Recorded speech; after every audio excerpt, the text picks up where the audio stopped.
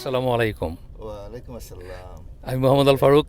আমার সাথে আছেন দিদার ভাই। আমরা বলছি ঢাকা, বাংলাদেশ থেকে।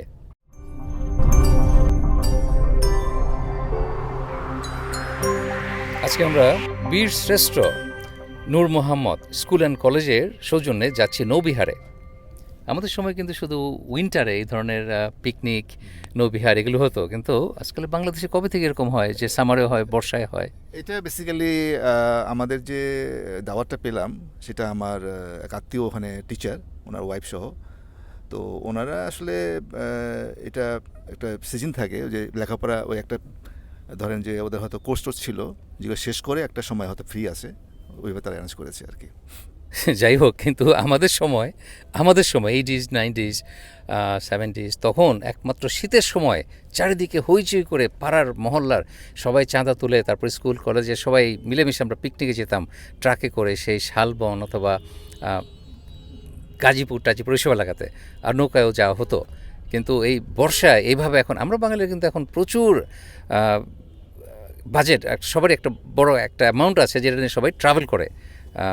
সো আমাদের এই অভ্যাসটা চেঞ্জ হয়ে গেছে এবং ইটস গুড, মানসিক শারীরিক দুইটার জন্যই ভালো। এবং বাট এটা আমি সারপ্রাইজ, যখন ভাই আমাকে বললো যে চলেন যাই, তো বললাম যে ও মাই গড, এখন সামারেও তাহলে স্কুল কলেজ থেকে এই ট্যুরগুলি হয়। That's amazing. যাই হোক, জি ভাই কিছু বলবেন? থ্যাংক ইউ ফারুক ভাই। বেসিক্যালি ফারুক ভাইয়ের সাথে আমি আজকে মনে হয় 4-5 বছর ধরে ওনার ব্লগ দেখি। তো আমিও ঢাকায় থাকি, বাট সামহাও ওনার সাথে আমার মিল হচ্ছিল না।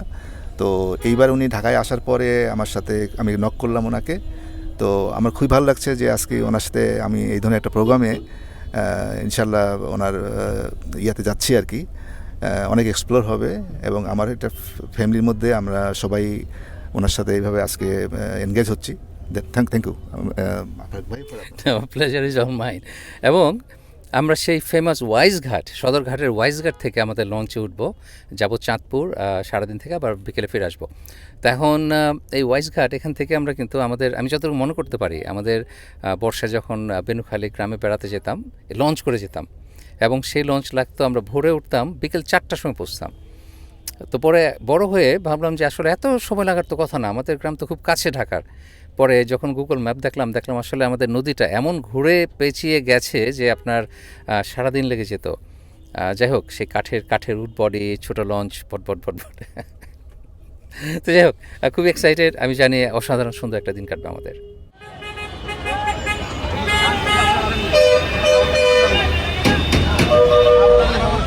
এই বাসগুলোর সামনে কোনো গাড়ি নাই, তারপর ট্রাফিক জ্যাম, কারণ তারা রাস্তা ব্লক করে প্যাসেঞ্জার তোলে। আর ট্রাফিক বসে বসে বাতাস খায়, আসলে বসে নেই, তারা দাঁড়িয়ে আছে।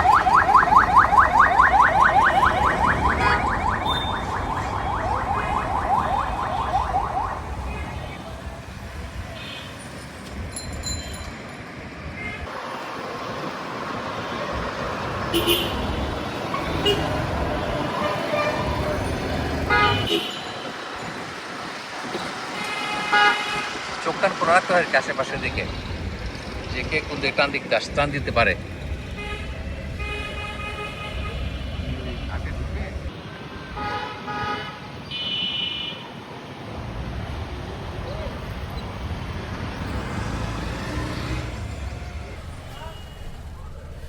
আমি জানি এটা সুপার ডেঞ্জারাস, আমার ক্যামেরা বাইরে বের করা, কাজে গাড়ির ভিতর থেকে যতটুকু সম্ভব শেয়ার করার চেষ্টা করছি আপনাদের সাথে।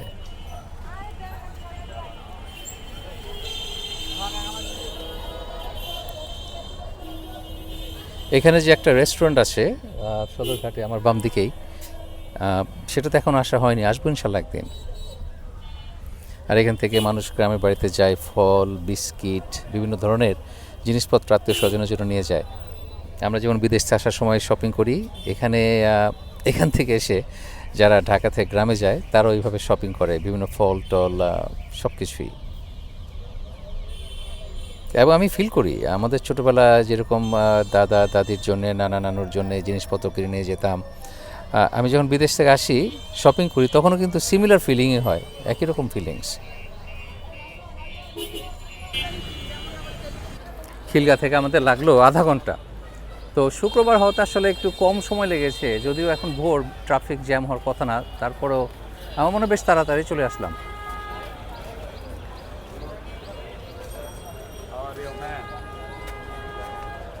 ওই যে আমাদের জাহাজ সুরভি শিপিং লাইন্সের সুরভি 7।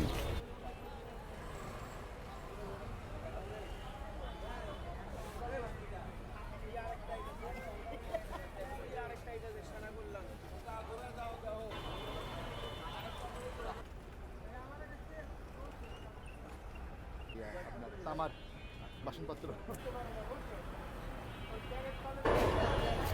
একদম ফেমাস সুপারি। কাঁথা সুপারি। হ্যাঁ, এই অনেকদিন পরে এই কার্টুনটা দেখলাম সর্তা। এই কোন কাঁচা সুপারি পাবেন না, একটু চুন লাগান। একেবারে কাঁচা সুপারি। এগুলোকে পচানো হয় সুপারি, এই সুপারিটাকে, তাহলে আরও সুস্বাদু হয়, একটু নেশা নেশা ভাব হয় আর কি। শুধু সুপারি দিয়ে বরিশাল্লা পান, বরিশালের লঞ্চ ঘাটায়।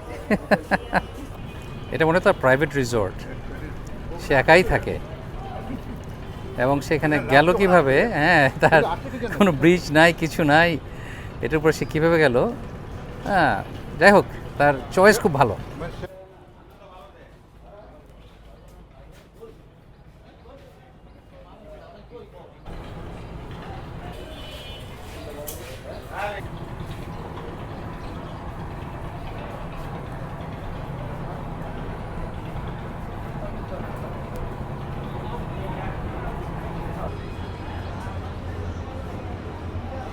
একটা গান আছে না, বরিশালের লঞ্চে চইরা, আর বাকি লাইনগুলো মনে নাই, বাট গানটা খুব ইন্টারেস্টিং।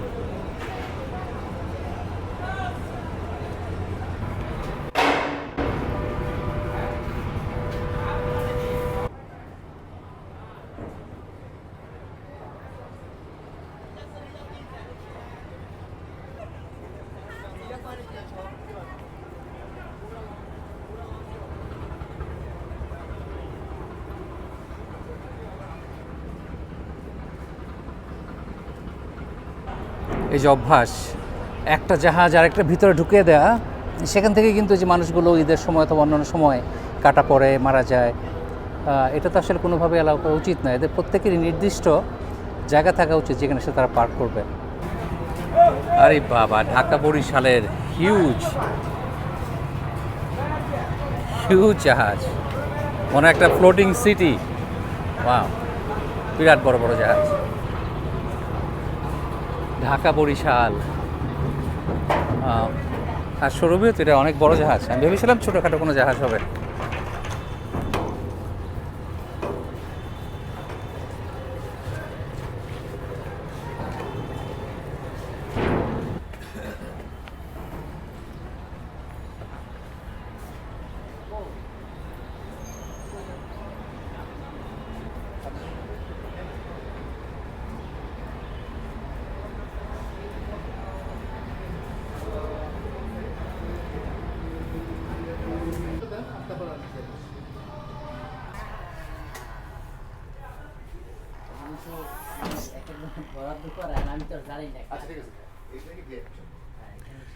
আপনার আমেরিকান ক্রুজ লাইনের সাথে ক্রুজের সাথে কোনো তুলনা হয় না, বাট দিস ইজ হিউজ, অনেক বড়। এর আগেও এসেছিলাম, কিন্তু মনে করতে পারি না যে এত বড় ছিল তখন জাহাজ।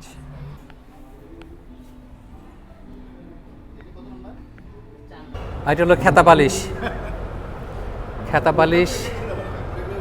হ্যাঁ, বরিশাল টোরের। মন চায় এখানে এসে একদিন যেতে, কোথাও যাবো আর কই, তো বরিশালে যেতে হবে, বরিশালের জাহাজ।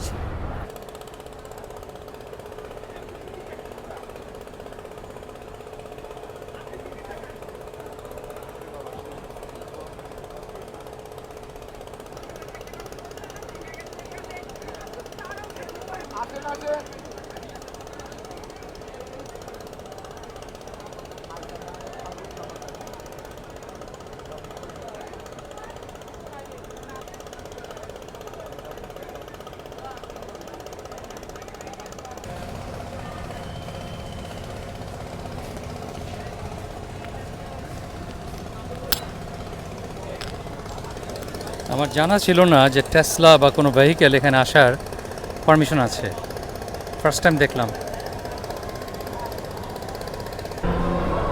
ব্রেকফাস্ট সার্ভ হচ্ছে।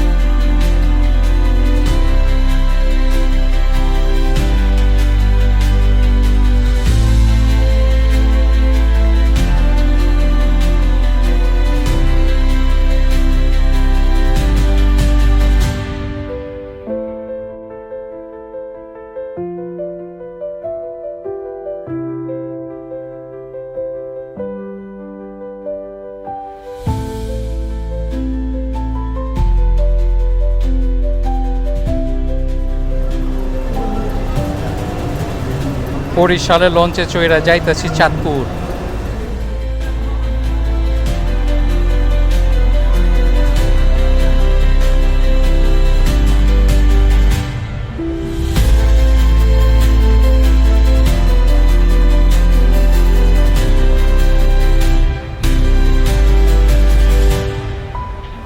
আমাদের জাহাজ ছেড়ে দিয়েছে। আর ব্রেকফাস্ট খিচুড়ি আর ডিম, আমি যতটুকু মনে করতে পারি আর যতটুকু দেখেছি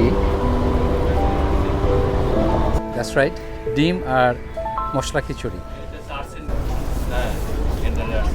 এখানে বসে breakfast, that's amazing, beautiful view.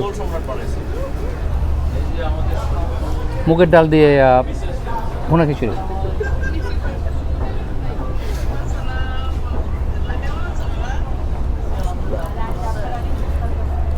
আচার টাচার হলে ভালোই তো।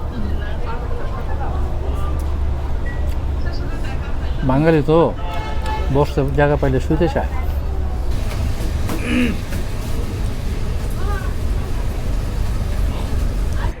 সমুদ্রে হোক আর নদীতে হোক, এই যে ভেসে যাওয়া, আপনার সলিড মাটিতে না থেকে একটা ফ্লুইড, একটা লিকুইড একটা বডির উপর আপনি ভেসে যাচ্ছেন, এটার যে ফিলিংস, যখনই যাই তখনই প্রচণ্ড এক ভালো লাগা কাজ করে। আপনি বাতাসে ভাসেন, পানিতে ভাসেন, আমরা ভেসে আছি, অসাধারণ এক ফিলিংস। আর যখনই যাই অসম্ভব এনজয় করি, আজও তেমন এনজয় করছি। যদিও আমাদের কোনো ডেস্টিনেশন নাই, আমরা ঢাকা চাঁদপুর যে ঘুরে আবার চলে আসব, কিন্তু এই জার্নিটাই আমি এনজয় করছি। অসাধারণ একদিন।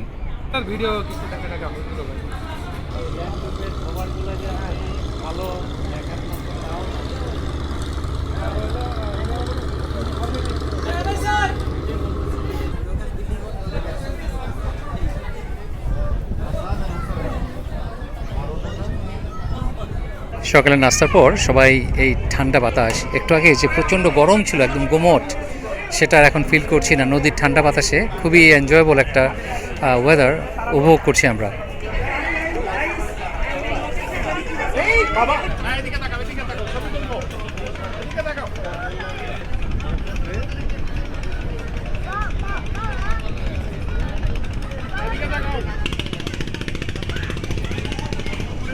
সামনে দাঁড়াবেন না।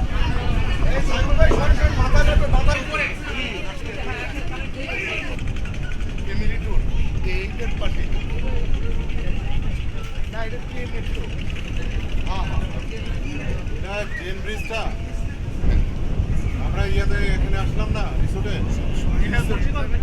এটা মুন্সিগঞ্জ তো।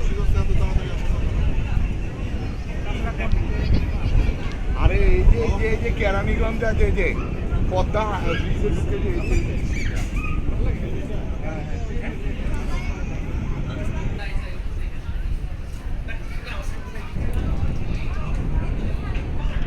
আচ্ছা ভাই, এটা কি ফতুল্লা কেন্দ্রীয় জামে মসজিদ? আচ্ছা, এটা হলো ফতুল্লা কেন্দ্রীয় জামে মসজিদ। মাশাআল্লাহ, বিউটিফুল মসজিদ।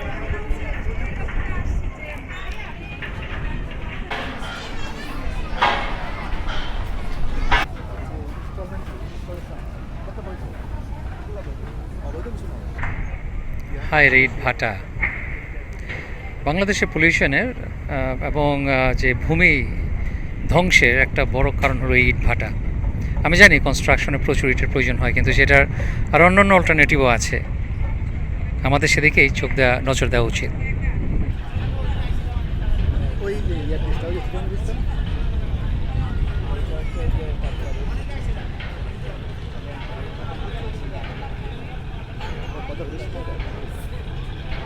একসময় বুড়িগঙ্গা, ধলেশ্বরী নদী দিয়ে ঢাকা আসার পথে অথবা যাওয়ার পথে আমরা আমাদের জাহাজের সামনে লাফালাফি করে যেত প্রচুর শুশুক, যেটা ইংরেজিতে বলে রিভার ডলফিন, সেটা ছিল।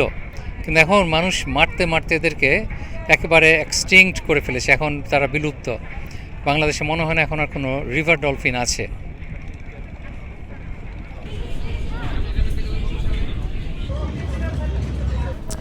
জাহাজের কফি খেতে চাই নাই, কিন্তু দিদার ভাই ইনসিস্ট করলেন যে খেয়ে দেখেন, ভালো। না, কফিটা আসলেই ভালো। ফারুক ভাই বলছিল যে নদীর পানি সমস্যা হয় কিনা, এটা কলেজেরই ইয়ের থেকে নেওয়া। আচ্ছা, আচ্ছা। সেদিক দিয়ে আমি বললাম যে না, ইনশোর। হ্যাঁ, নট ব্যাড। এই যে নদী পাড়ের বাসিন্দা যারা, তারা কি তাদের এই রিভার ফ্রন্ট প্রপার্টি সেইভাবে অ্যাপ্রিসিয়েট করে? মনে হয় না। কারণ আমার যদি এরকম নদীর পাড়ে একটা বাড়ি থাকতো, একটা কোষা নৌকা তো অবশ্যই থাকতো। আমি কিন্তু কারো বাড়ির সামনেই কোনো নৌকা দেখতে পাচ্ছি না।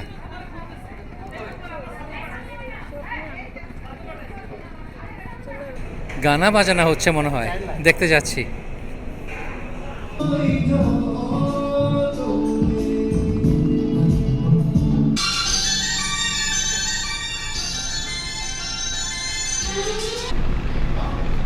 কারাওকে।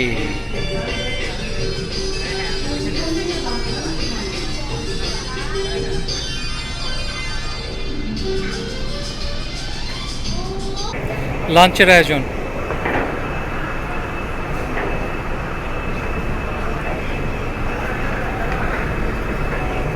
Roast, ঘূর্ণয়মান roast.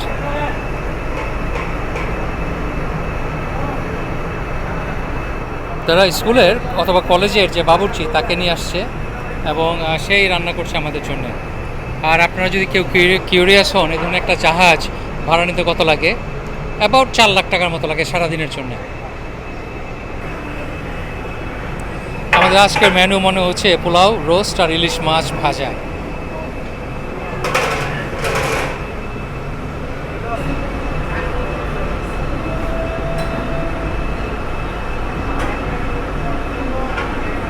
ঝোল আগে থেকেই বানানো, তারপর আপনার এই মাংসের সাথে মিশিয়ে দেয়, এইভাবে রোস্ট বানাচ্ছে।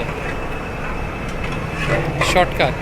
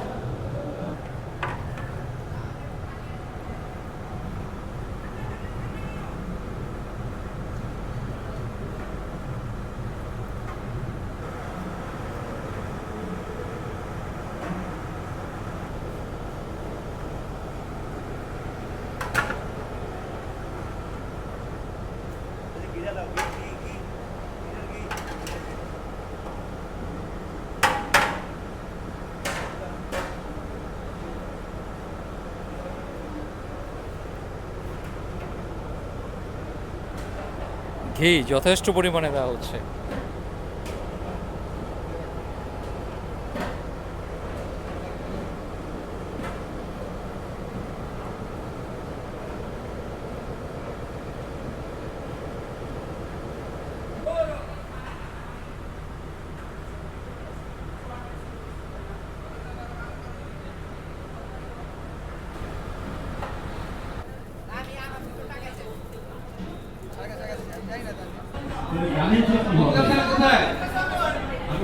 আমাদের সেই রবীন্দ্র সঙ্গীতের দিকের মডেল স্যার এই বাবুল সাহেব এই বাংলা মুখে দেবদুলাল সাউন্ড পাও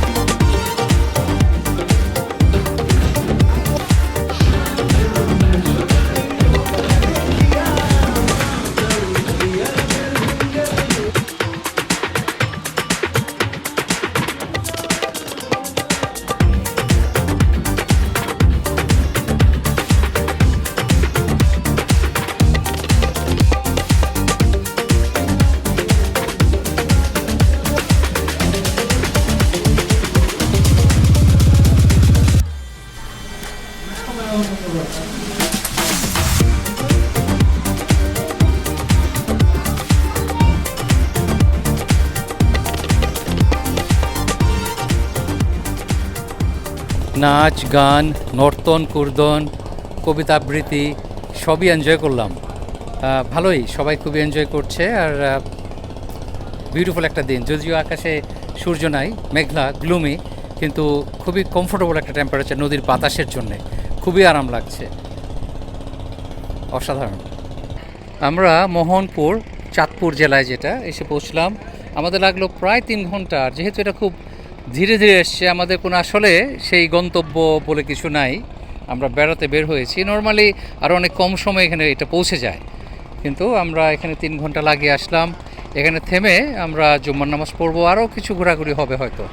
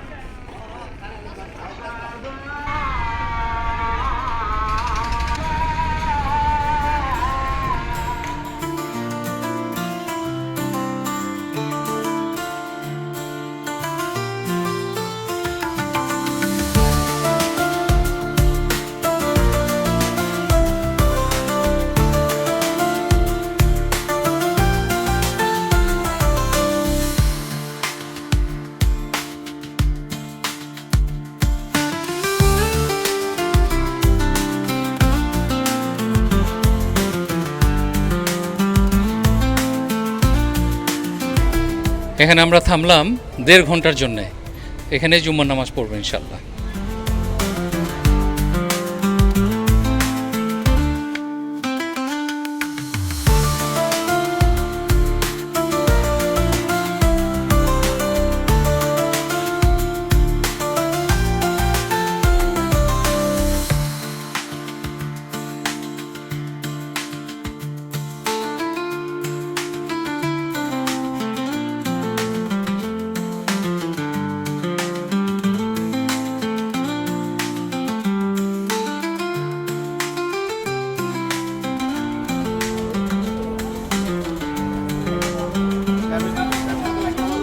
দই বিক্রি হচ্ছে।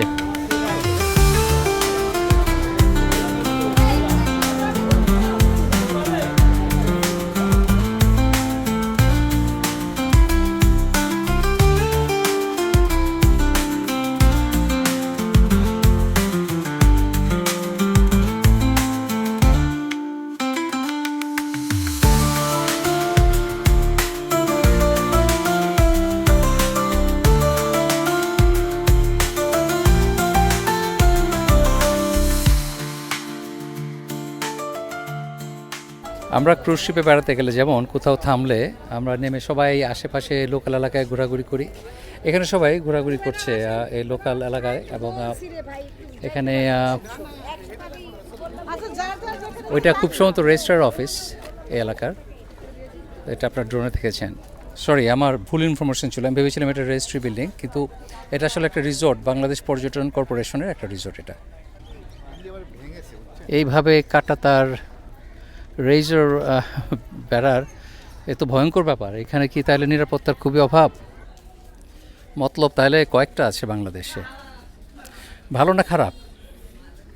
এখানে একটা অ্যামেজিং জিনিস দেখলাম, ঢাকার মতো এখানেও মানবতার দেয়াল আছে, জামা কাপড় মাঝে মধ্যে এখানে যারা দেয় কেউ ইউজ করতে পারে। একটা মসজিদ আছে একদম ঘাটের পাড়েই, আরেকটা আছে এখানে একটু হাঁটলে আসা যায়, এটা সেন্ট্রাল জামে মসজিদ, কেন্দ্রীয় জামে মসজিদ। আমরা ইনশাল্লাহ এখানে জামাত পড়ব আজকে জুম্মার নামাজ। অনেকদিন পর একদম কাঠের অথেন্টিক পানের সেট আপ দেখলাম। আগে এভাবে পান বিক্রি করতো কাঠের একটা বক্সের মধ্যে, ওপেন বক্স।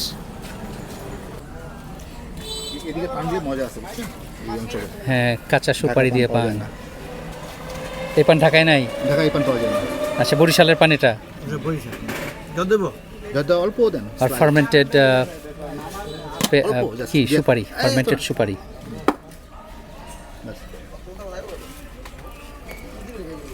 এই সুপারিগুলো বরিশালে কিন্তু প্রচুর হয়, সেগুলি বস্তায় ভরে পানিতে ফেলে দেওয়া হয়। সেখানে প্রায় 1 মাস থাকার পর যখন অর্ধেক পচে যায়, ওই রাফলি ফার্মেন্টেশন প্রসেস মেবি শুরুর অংশটা, তখন ওরা এটাকে বিক্রি করে। সেটাই নরম সুপারি। বাদাম কোথাকার ভাই? নদীর পাড়ের গ্রাম, খুবই কোয়াইট। হয়তো আজকে শুক্রবার, এই জন্য আরও বেশি কোয়াইট। পুকুরটা তো অসাধারণ সুন্দর। ঘুঘুর ডাক শুনতে পাচ্ছি, ঘুঘু ডাকা দুপুর। সে দেখি একটু গ্রামের ভাইব পাই নাকি একটু ভিতরে গেলে।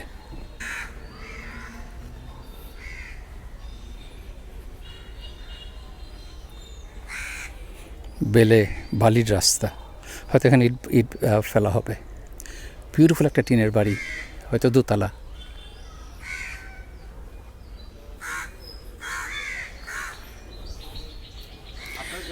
ভিতরে যাব না, কারণ ভিতরে যাওয়াটা মনে হয় ঠিক হবে না। বাট খুবই সুন্দর যে বাড়িটা আমরা দেখতে পাচ্ছি, মুন্সিগঞ্জের যে স্পেশাল টিনের বাড়ি, সেটা।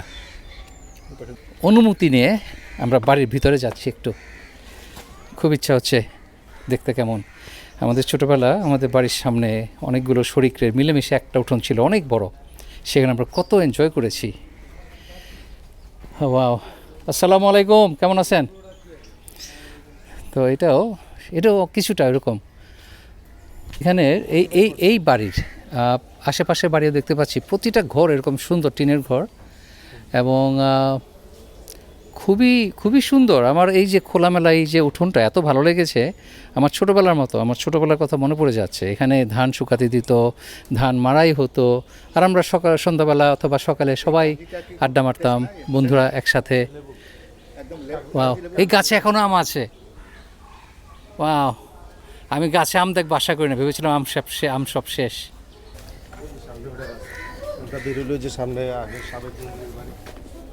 কোন মন্ত্রী ভাই?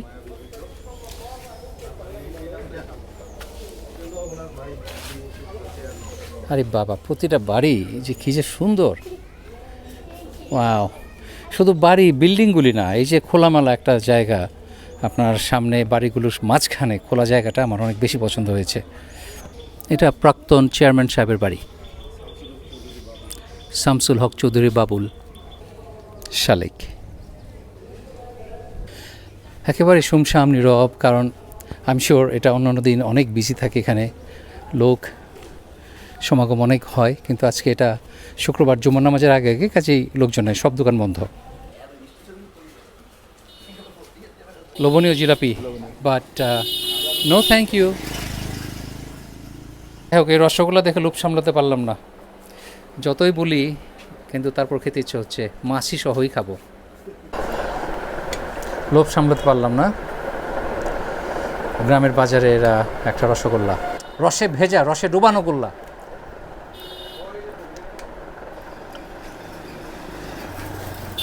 চিনিটা সন্দেহজনক, কিন্তু মিষ্টিটা অত নরম না হলেও খেতে খারাপ না, একটু ঘিয়ের ফ্লেভার আছে, বাট চিনিটা ডেফিনেটলি কুচকুচ কুচকুচ কালা, কি যেন ডালমে কুচ কালা হয়।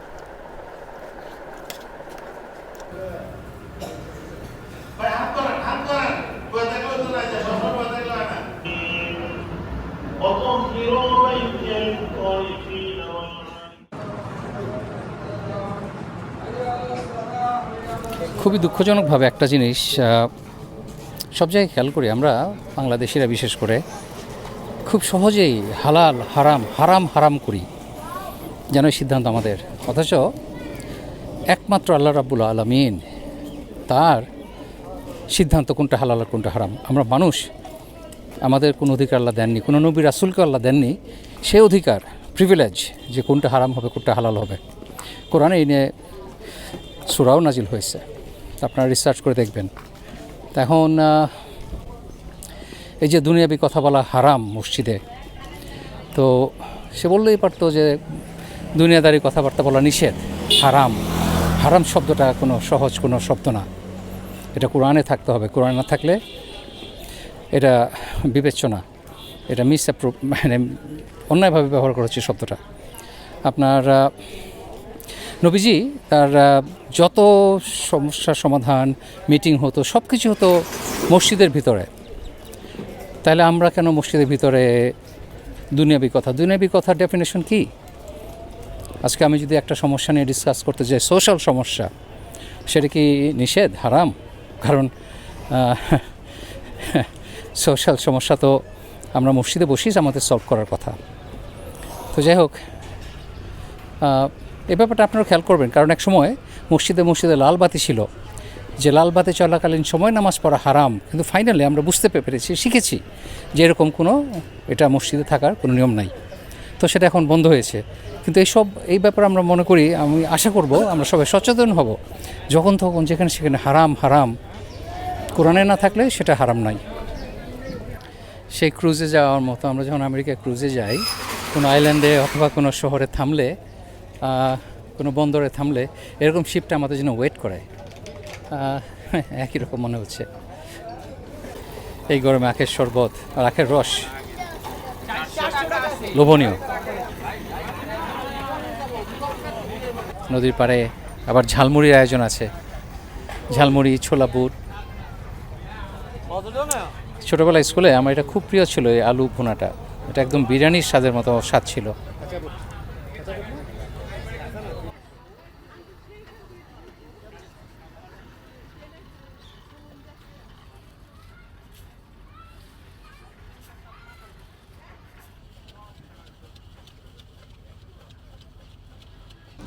যাই হোক, আমাদের জুম্মা নামাজ শেষে একটু বাইরে ঘোরাঘুরি করে আমরা জাহাজে ফিরে যাচ্ছি। একটু পরে লাঞ্চ সার্ভ করা হবে। বাহ, এই পেয়ারা খুব সুন্দর করে কাটা হয়েছে।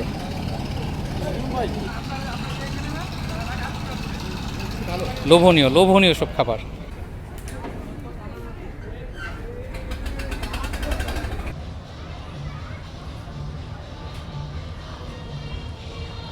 একটা জিনিস ভালো করা যেত, এখানে খাবার টাবার সবাইকে যার যার মতো প্যাকেটে করে দিয়ে দিচ্ছে, যার যার রুমে যে খাচ্ছে। তা না করে আমরা যেখানে সবাই বসে এখানে খেতে পারতাম, তাহলে সেটা সত্যিকারের পিকনিক একটা ফিল আসতো।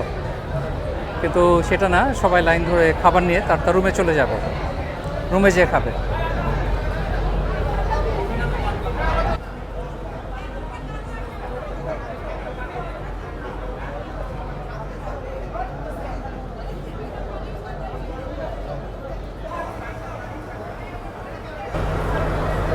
ইলিশ মাছ ভাজা হচ্ছে, গরম গরম ইলিশ মাছ মোরগ পোলাওয়ের সাথে।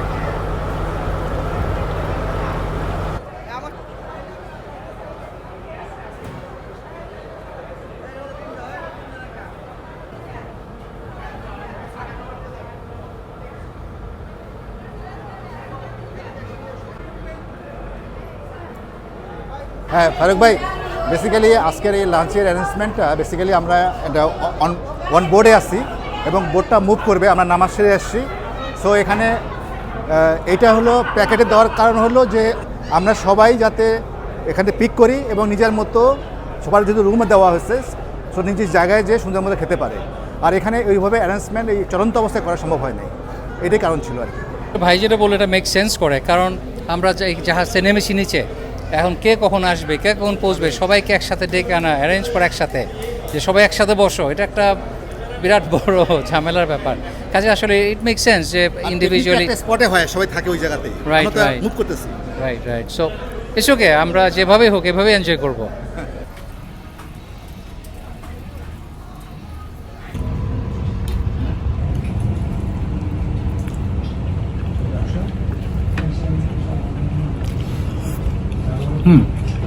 ইলিশ মাছটা খুব মজা, মাছ ভাজিটা অনেক মজা।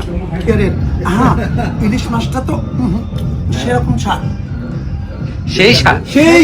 সেই স্বাদ নবিহারের ইলিশ টাটকা ইলিশ কিনে ভেজে এটা গোপনে খাইছি। আমাদের প্রোগ্রাম এটা অর্গানাইজ করেছেন এই ভাই। এই যে এটা ডিম মুরগিটা শেষ হয়ে গেছে। আহা কি মজা, শ্রীরাম স্বাদ। এই ডিম জীবনও খান নাই। শ্রীরাম স্বাদ খিদে বেশি লাগছে তো এই ডুবেছি পানিতে, তাই। আমরা সবাই লাঞ্চ করলাম। ইন দ্য মিন টাইম আমাদের জাহাজ যাচ্ছে এখন চাঁদপুরের দিকে। এটাও চাঁদপুর, কিন্তু আমরা চাঁদপুর শহরের দিকে যাচ্ছি এখন। নদীর পাড়ে কত কত গরু, ঘাস খায়, কুশল করে।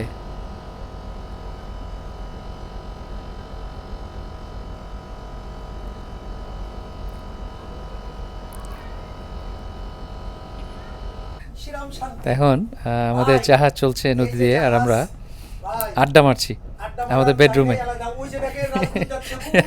এই ভাই খুবই ফানি।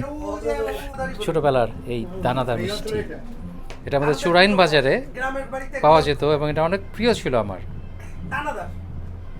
ভাই এটা আলাদা নাম আছে রে ভাই, এই ছোটবেলার মিষ্টি। আশা করি না যেটা এখানে দেখবো আমি। আমাদের লাঞ্চের শেষে এটা আবার সার্ভ করলো।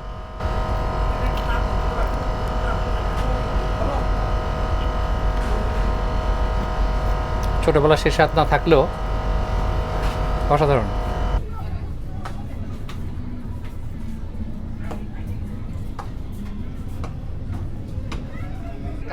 পৌঁছে গেছি চাঁদপুর।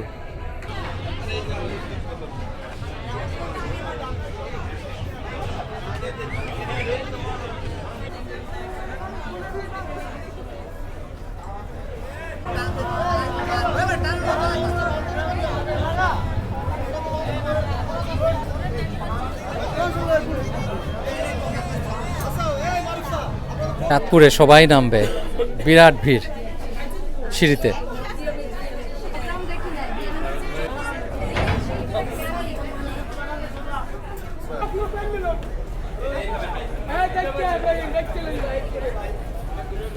চাঁদপুরে সবার আগ্রহ একটু বেশি।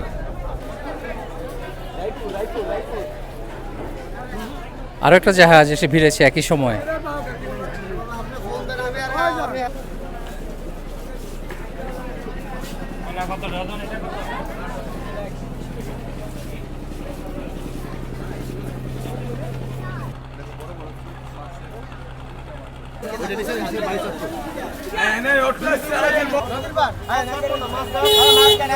আমরা একটা টেসলা নিলাম, আর আগে যেটা নাম ছিল জেকব টাওয়ার, সেটা নাম হয়ে গেছে এখন চাঁদপুর টাওয়ার।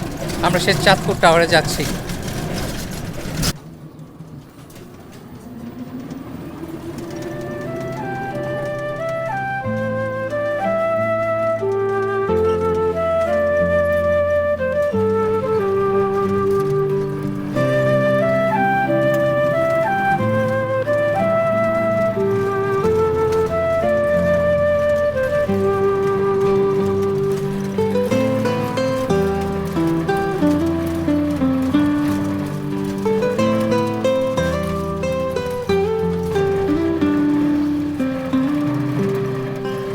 আমি ভাইকে বললাম যে ভাই আপনাকে আমি জেকব টাওয়ার নিয়ে যাব।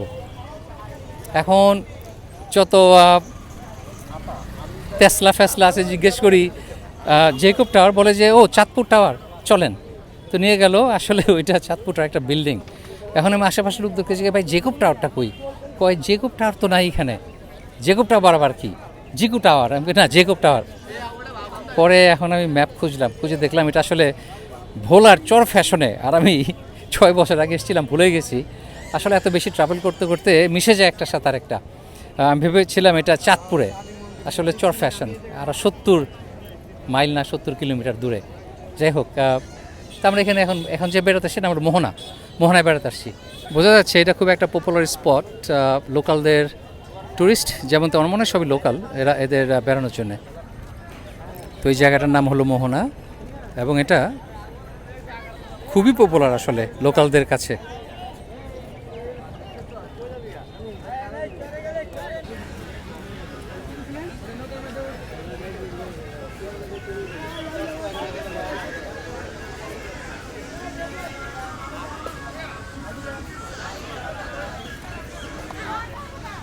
বাবা জাম বোম্বাই মরিচ দিয়া।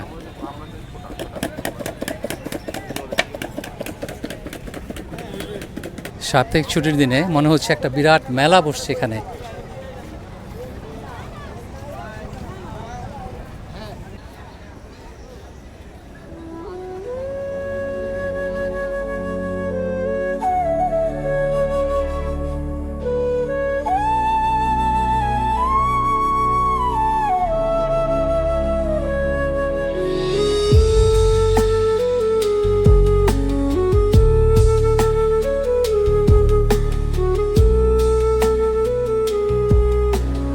তিন নদীর মোহনা, ডাকাতিয়া নদী।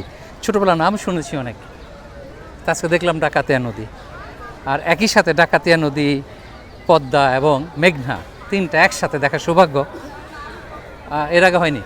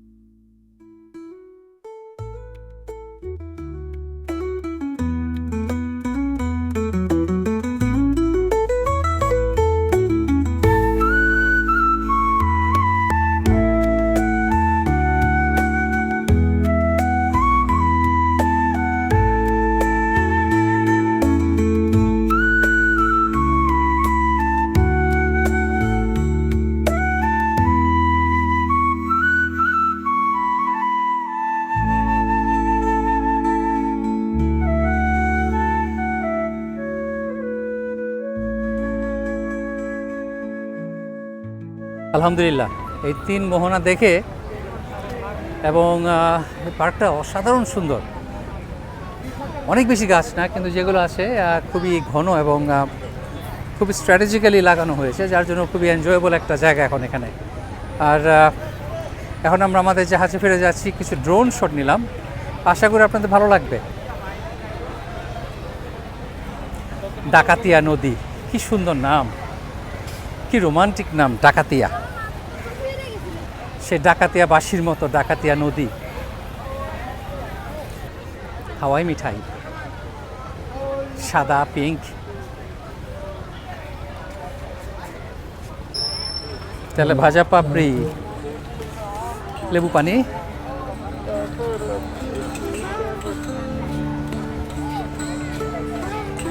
চটপটি ফুচকা।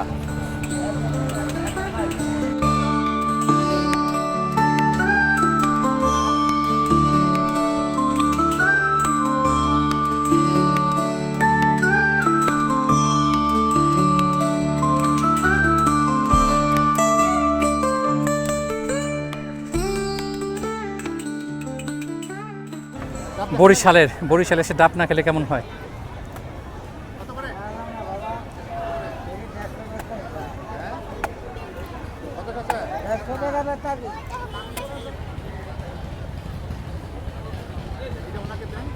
আমি বলেছি আমাকে বাত্তি দিতে, কারণ বাত্তিটার পানির ঝাঁঝালো হয় এবং মিষ্টি হয় বেশি, খেতে মজা।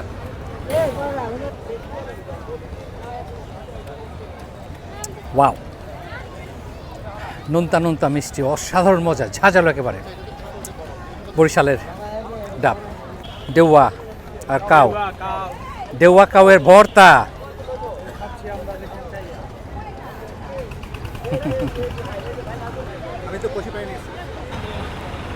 ওয়াও, সূর্যের আলো এমনভাবে পড়েছে ওই নদীর ওপারে যে একদম চকচক করছে সমস্ত বাড়িঘরগুলো। অসাধারণ সুন্দর একটা সময় এখন। চাঁদপুরের ইলিশ,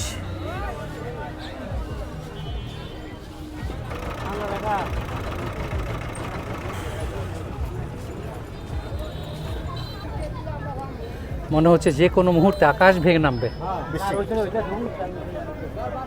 ঝুম বৃষ্টি হবে একটা।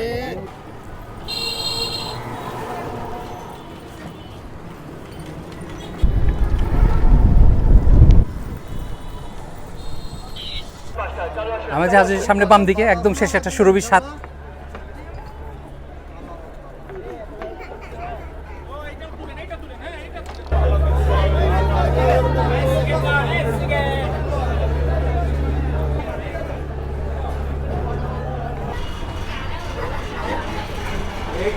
ওয়াও, সুবহানাল্লাহ, কি অপরূপ সুন্দর।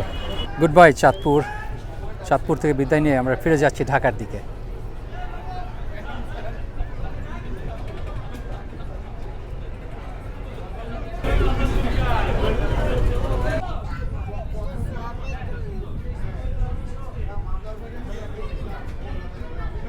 ওই জেকব টাওয়ারের ব্লান্ডার ছাড়া আলহামদুলিল্লাহ টোরটা অসাধারণ ছিল, অনেক এনজয় করলাম সারাদিন।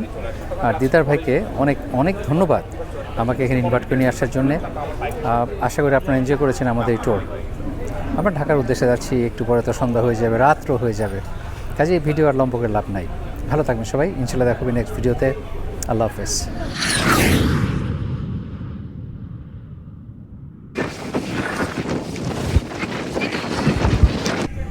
আলহামদুলিল্লাহ, আরও একটা ইচ্ছা পূর্ণ হলো। খুব ইচ্ছা ছিল মুষলধারে বৃষ্টি নামক নদীতে, নেমেছে। অসাধারণ, কি যে সুন্দর লাগছে আর ভালো লাগছে।